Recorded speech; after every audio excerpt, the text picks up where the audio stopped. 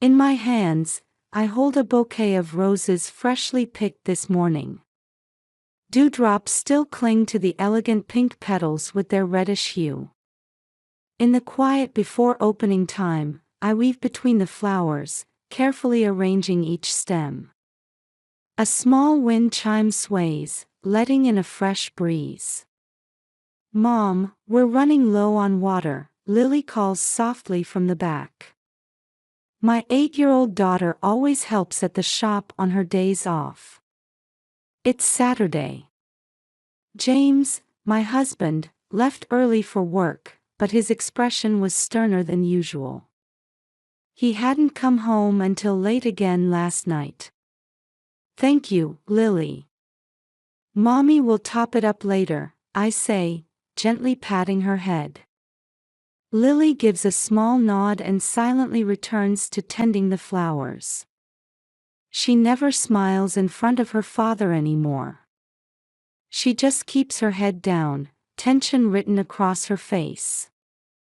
Margaret, my mother-in-law, appears from the back of the shop. At 65, she lives with her son and daughter-in-law. "Amy, the deliveries are ready," she says kindly. But there's something shadowy lurking in her eyes. We live in an upscale suburb of Boston. On the surface, we want for nothing.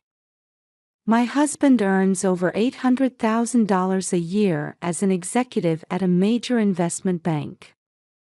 Some weekends, we spend time at our Cape Cod vacation home. But lately, the atmosphere at home has grown heavy. "Think you'll make it to church tomorrow?" Margaret asks. Sunday service at the Episcopal Church had been our family routine. But my husband's words echo in my mind, "Don't meet with anyone." "Well, we'll see how I'm feeling," I reply vaguely. Lily leans against my shoulder. June sunlight streams into the shop. While the flowers shine beautifully, shadows have fallen across our hearts. My husband has started flying into rages over trivial matters and has become oddly fixated on the family's movements. He's staying out later and later, and when he does come home, he won't speak to anyone. "Amy, those men are back," Margaret's voice trembles. Men in black suits pass by the shop front. We'd seen them yesterday, and the day before. I stand protectively in front of my daughter. Lily's small hands clutch tightly at my clothes. In our flower-scented shop, we hold our breath, waiting for those shadows to pass. My little flower shop along the Charles River has a good reputation in the area. We handle arrangements for churches and funeral homes, and do wedding flowers too. Though it's not a large business, we've built up steady trust. But lately, those peaceful days have been threatened. "Mommy." Lily looks up at me with worried eyes. "I'm scared of Daddy." Her words squeeze my heart. Indeed, my husband has changed. There's no trace left of the gentleman he once was. Though his work at the investment bank should be going well, his eyes seem haunted by something, and he can't settle. Margaret has been pained watching her son's transformation. She fears him too. Sometimes she catches him desperately searching through the safe room late at night. Suspicious phone calls have become more frequent. Every day, I drive my daughter to and from her expensive private school. Along the way, I have to maintain a perfect facade. In this neighborhood full of education-conscious upper-class families, rumors spread like wildfire. So I desperately hide the growing darkness in our family. Shopping at Whole Foods Market, gatherings with friends, PTA meetings. On the surface, nothing has changed. But our hearts were being eaten away, bit by bit. The wind chime sways again. This time, it's a regular customer. I put on a smile and hand over a bouquet. The fragrance of flowers and my daughter's warmth keep my heart going. Late that night, the phone rings. At the sound of the bell breaking the late-night silence, I stiffen. Lately, no good news comes from late-night calls. I had dozed off on the living room sofa waiting for my husband to return. I pick up the receiver with trepidation. Mrs. Amy Wilson. This is Detective Johnson from the Boston Police Department. I'm sorry to inform you that your husband has been in a car accident. My hand holding the receiver trembles. The officer continues, he's being transported to Massachusetts General Hospital now. It was a single-vehicle accident on Charles Street. His consciousness is. The rest of the words sound distant and hazy. In my memory, I see my husband's stern expression from when he left the house this morning. We'll explain the details at the hospital. Please come as soon as you can. I hurry upstairs. Being careful not to make noise on the hallway carpet, I open Lily's door. In the dim light, my daughter is awake. As if she had sensed something, she sits on her bed, hugging her knees. Lily, Daddy's been taken to the hospital. Let's go together. She nods silently and gets up quickly. There's an unnatural calmness in her movements. As if she had been waiting for this moment. Downstairs, Margaret waits with concern. She must have woken up from the noise too. Wearing a thin robe, her face is pale. Mom, please watch the house. Yes, be careful, and Amy, whatever happens, stay strong. There seems to be some other meaning in Margaret's voice. Her eyes show a determination I've never seen before. The car runs along the midnight streets. Streaks of streetlights flow past the windows. Lily in the passenger seat remains silent. I notice her anxiously checking the rearview mirror whenever we stop at traffic lights. Massachusetts General Hospital's emergency ward is in chaos. Doctors and nurses in white coats hurry back and forth, ambulance sirens wail in the distance. We follow the guide down corridors filled with the smell of disinfectant. Are you the Wilson family? A young doctor approaches us. Though tired, there's tension in his expression. He's currently unconscious and in critical condition. He's suffered severe head trauma, and there may be internal injuries. We're preparing for emergency surgery. As I listen to the doctor's explanation, I grip my daughter's hand tightly. I feel Lily's fingertips trembling slightly. We wait in the long corridor outside the operating room. Under the fluorescent light's artificial glow, Lily grips my hand. Her small hand is unnaturally cold. A red lamp glows quietly on the wall, indicating surgery in progress. The clock hands move slowly. During this time, Lily never tries to let go of my hand.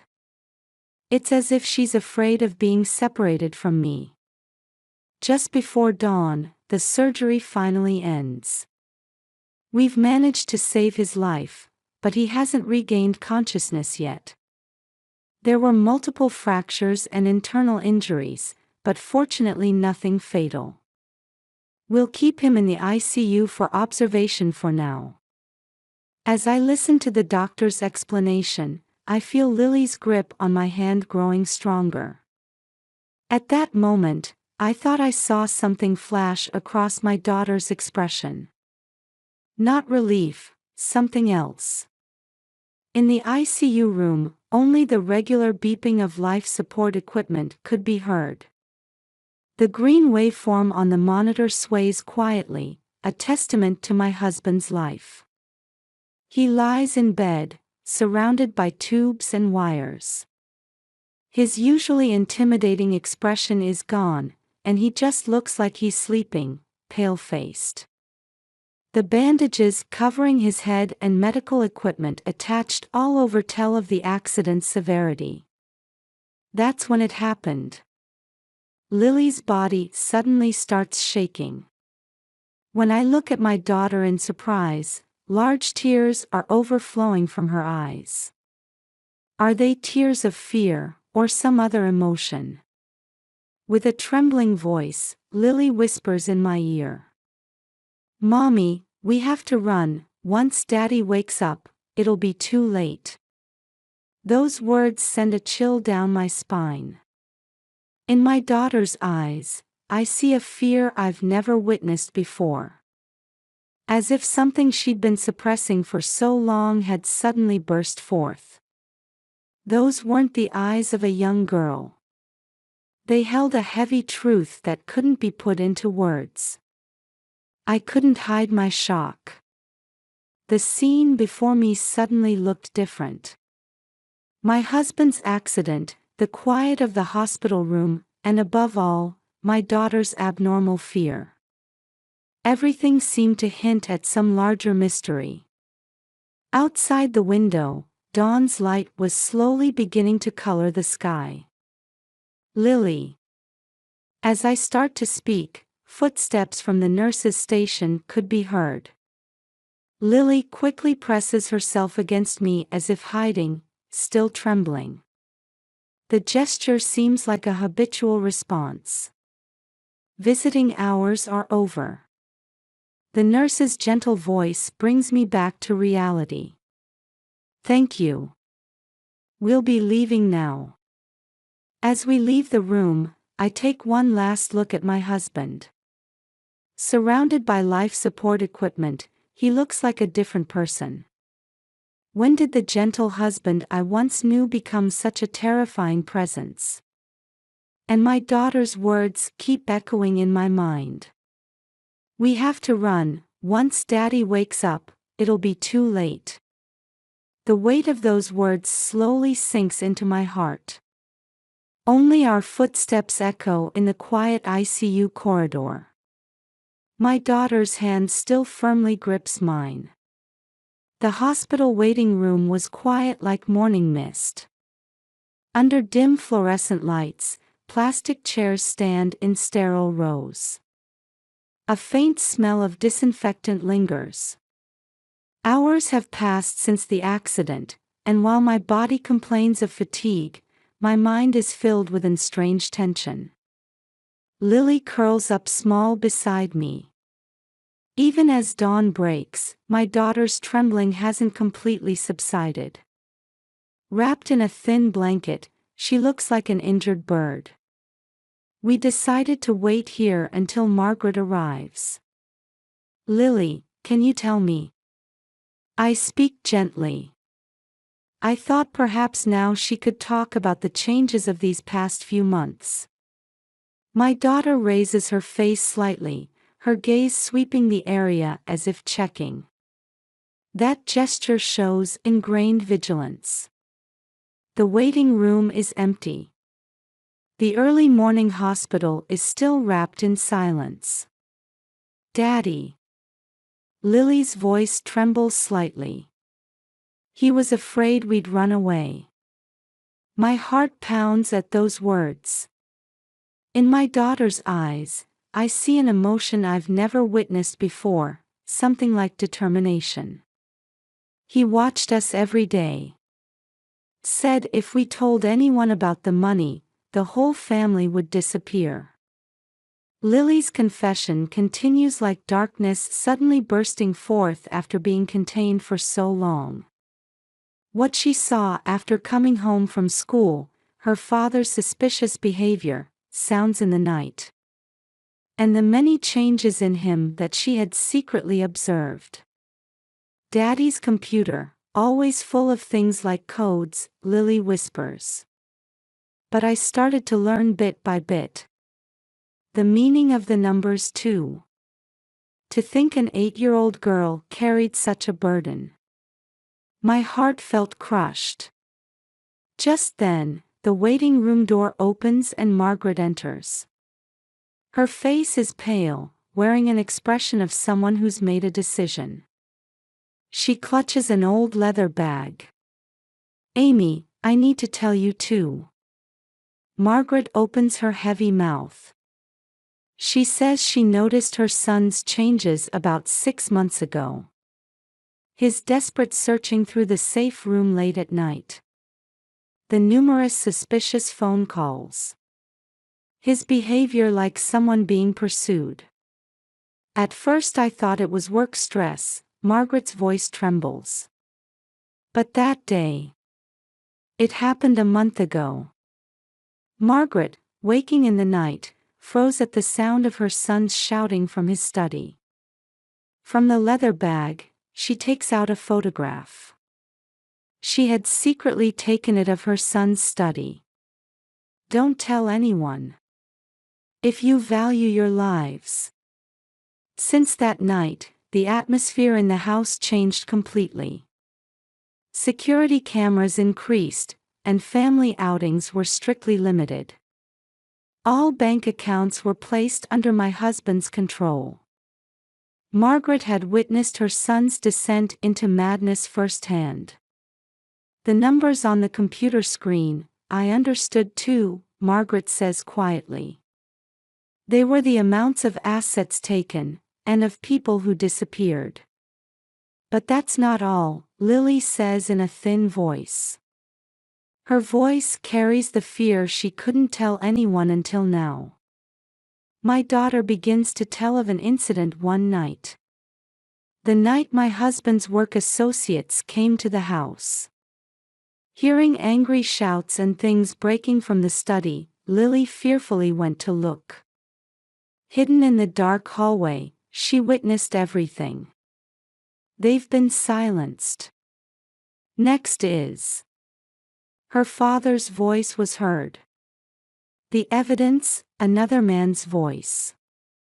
All taken care of. Shadows on the wall formed ominous shapes. That's when Lily heard the decisive words. "We don't spare witnesses." It was her father's cold voice. Like a completely different person. After that, I saw, Lily's voice trembles. On Daddy's computer screen. A photo of an elderly couple was displayed prominently. Next to it, the red text, "Handled." And a series of enormous numbers. Those people, they went missing, in the news. Margaret catches her breath. A chill runs down my spine. In my memory, fragmented events connect. My husband's behavior started changing after that big investment deal. Elderly couples promised enormous profits suddenly disappeared. And the small articles in the newspaper about missing persons cases. This photo too, Margaret pulls out another photo with trembling hands. My son was hiding it. It shows the smiling faces of several elderly couples. All people who had recently gone missing. "Amy," Margaret takes my hand. "We can't stay silent anymore. We must." Just then, footsteps are heard from the hallway. Lily stiffens. Margaret quickly returns the photos to her bag. A nurse approaches. "There are visitors here to see you." Outside the waiting room stands a man in a black suit. Claiming to be my father's work associate, his eyes gleam coldly. The tall man's shadow stretches ominously down the misty hallway. "Ma'am, I'm so sorry about this. Your husband and I are close colleagues. At his voice, Lily clutches my clothes tightly. The color drains from Margaret's face. The man continues, "Actually, there are some important company documents I'd like to ask about." In that moment, everything became clear. My husband's abnormal behavior, the investment fraud, and the disappeared people. We had learned a truth we were never supposed to know. My husband wasn't just a fraudster. He was involved in something far more terrifying. "I'm sorry," I answer quietly but firmly. "I'd like to spend this time just with family." The man shoots a sharp glance for a moment, but eventually leaves with an unnatural smile. I thought I saw something sinister in his retreating back. Back in the waiting room, none of us could speak for a long time. As morning light began streaming through the hospital windows, I had made my decision. I couldn't expose my daughter and Margaret to danger any longer. After repeatedly questioning myself, I reached this conclusion. "Lily, Margaret, let's live on together." The moment I spoke those words, something that had weighed heavily for years seemed to lighten slightly. A faint look of relief appears on their faces. However, this was just the beginning. My husband's organization was powerful, and one wrong step could be irreversible. After leaving the hospital, we first visited a small law office on the opposite side of town. Across the Charles River, down an alley past old storefronts. The old brick building seemed to hide in the shadow of skyscrapers. My husband's associates shouldn't be able to reach us here.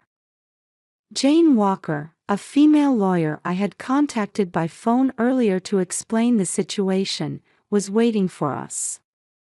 "You've been through a lot," she said quietly. "First, let's ensure your safety." In the antique-style reception room, we explained the detailed situation. The photos Margaret had prepared, the conversations Lily remembered, and the numerous suspicious incidents up until now. Lily sometimes spoke with a trembling voice, but with certain memory. She showed a composure unimaginable for an 8-year-old. "This is clearly coercion," Jane said with a serious expression. "And there's sufficient evidence of investment fraud." But she paused as if choosing her words. Light streaming through the window deepens the shadows on her face. "There's possibility of more serious crimes too. The missing persons cases should be under police investigation. Actually, there's already movement. We spent over 2 hours planning our future actions. First, preparing new identification documents. Considering application for the Witness Protection Program. And opening new bank accounts outside my husband's control. Lily's school transfer needed careful handling too. "I know a school principal," Jane said. "At a small private school in Maine.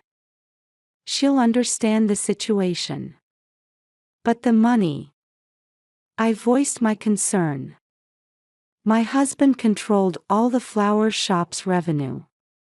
"It's all right," Margaret said quietly. "I have my retirement savings in a separate account.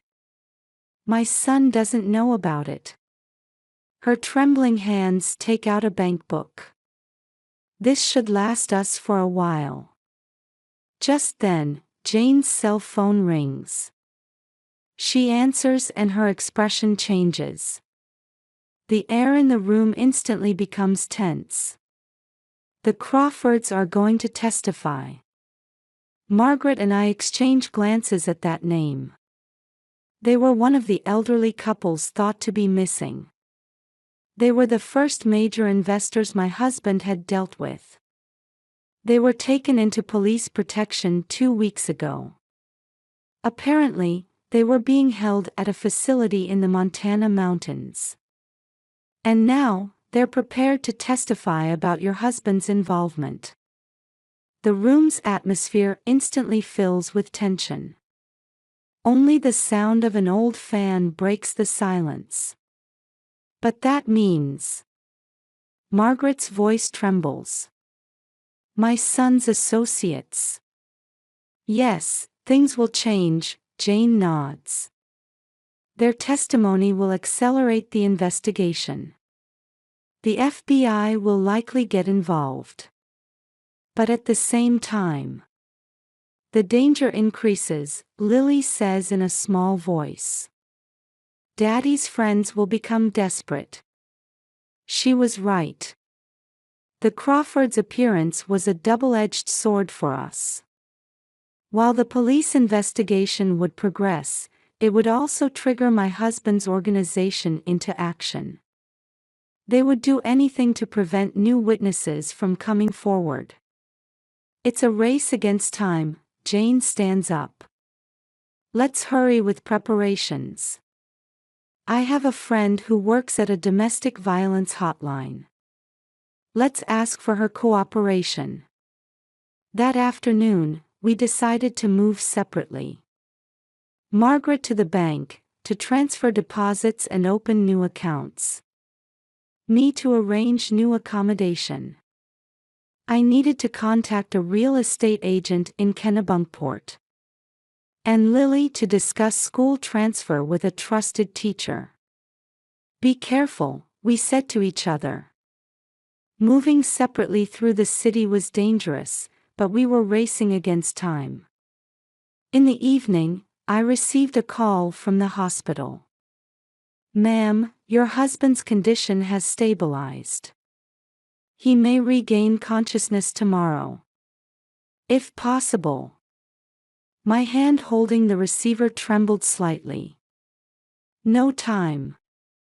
We had to complete all preparations before he wakes up. Driving through the night city, I organized my thoughts. In these few hours, shocking facts had come to light one after another. Jane's investigation revealed horrifying truths.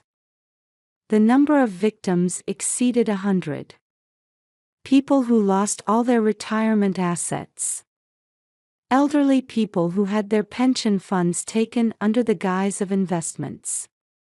And then the threats, confinement, and, for evidence elimination.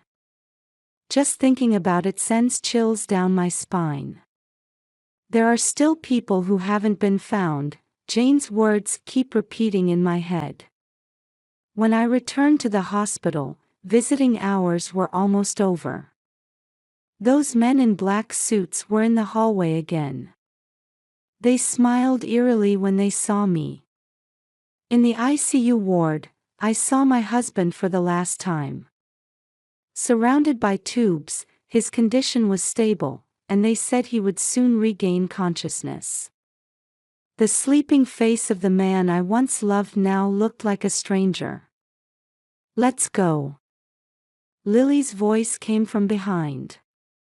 When I turned around, my daughter was looking at me with strong eyes. That fearful expression was gone.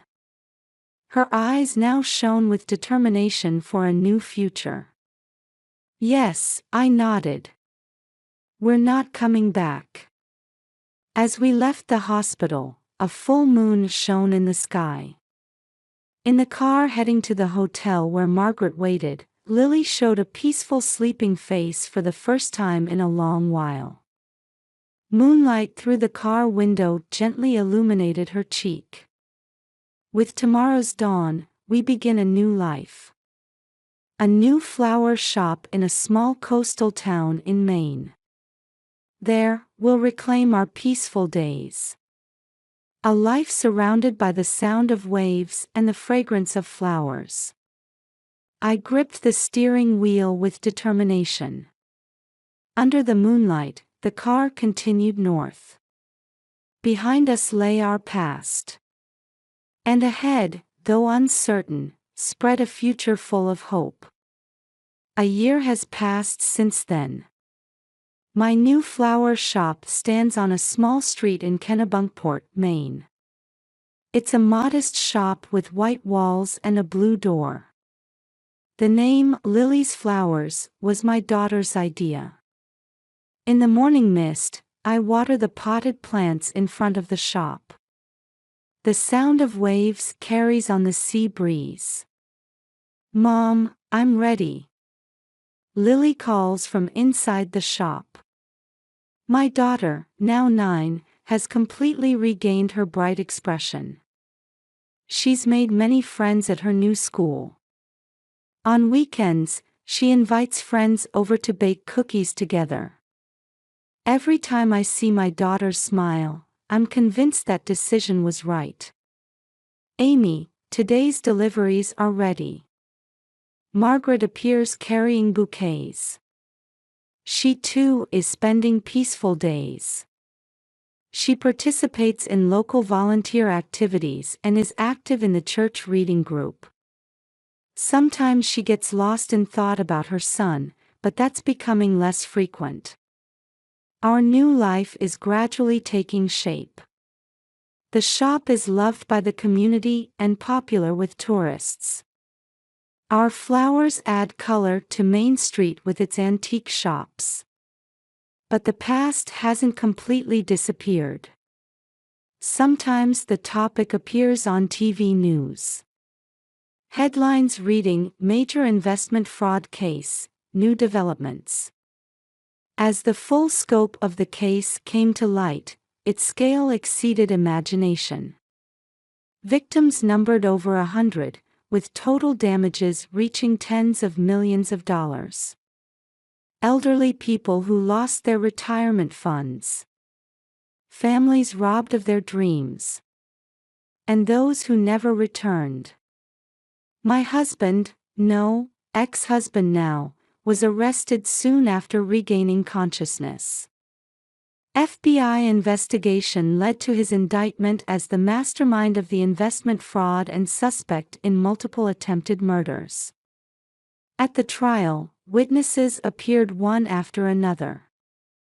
Starting with the Crawfords, survivors came forward courageously to testify.